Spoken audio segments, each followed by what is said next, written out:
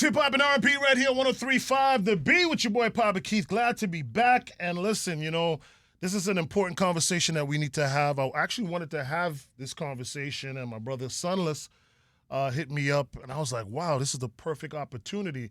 As you know, Hurricane Melissa has devastated the beautiful island of Jamaica, where I love. I'm not from Jamaica, but it's an island that has provided me so much joy, so much pleasure. Visiting, so much culture from the people.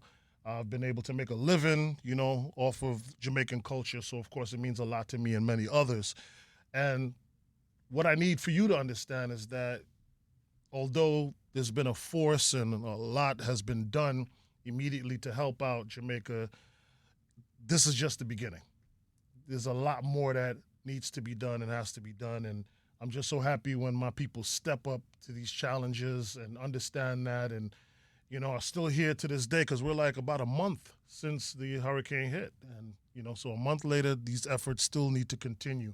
So I have some very special guests who are doing exactly that, continuing the efforts that are needed for that hurricane relief in Jamaica. So I want to have my audience please introduce yourself. Thank you first for having us on this program. My name is Janice Young, and I'm from Dade County Federal Credit Union. Dade County Credit Union is a credit union here that we service South Florida from Homestead all the way to Broward County.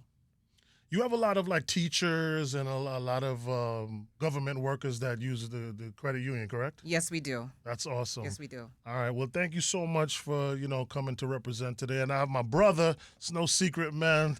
Sunless is in the building. Please introduce yourself, although I already shouted you out. Yes, sir. Appreciate you, Papa. Appreciate you. Sunless Martin, I'm a board member for Beacon for Change, and that's exactly what we do when it comes to the Caribbean, just being able to help out wherever's needed, whatever it takes. We kind of sort of get out there, make good collaborations, very grateful, for the bank, just getting out there, just getting necessary resources that's needed to, move this thing forward. Absolutely. I want to start off with you, Sunless, because you brought this to me. You're from the Bahamas. Correct.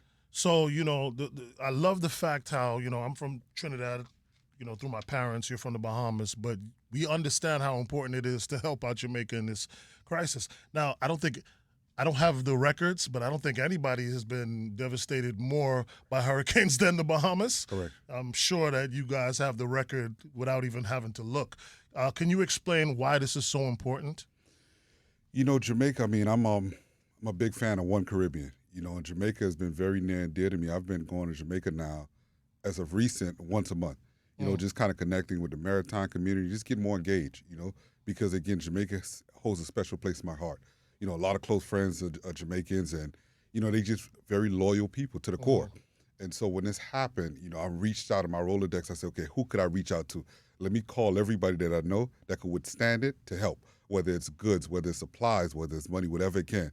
So I started doing that. I said, okay, you know what? I've been through this before through Hurricane Dorian, so I'll just kind of sort of do the coordinating side. So I'm just coordinating, making sure the message continuously staying out there and just connecting with the right people. And I was just very fortunate to connect with, Dade County, and it's been a blessing ever since. So let's talk about Dade County and how you are actually stepping up in this situation. And you're from Jamaica, actually, right? I am from Jamaica, proud Jamaican. Yeah, so please talk about, how, the organization is stepping up and what it means to you as a proud Jamaican. We were so devastated when we heard about this Hurricane Melissa and this beast of a storm that, affected the southwestern part of Jamaica. It really saddened us. And, I approached my CEO, great leader, George Joseph, and the board of directors, and they agreed to give a donation, which we did. And we worked through the Jamaica Cooperative Credit Union League, and we wired the money down for them so that they can, help people in the affected areas to, give them whatever they need to be able to survive. That is amazing. And let's talk about it from a personal standpoint. As a Jamaican, your CEO being able to do that, to step up. Do you have family that has been affected by this? Let's talk about it a little bit more personally on your behalf. To be honest with you, I have migrated to the U.S. now over 40 years. And I have relatives there, but they're not deeply affected. But my husband does have family in the Westmoreland area that were affected. Yeah.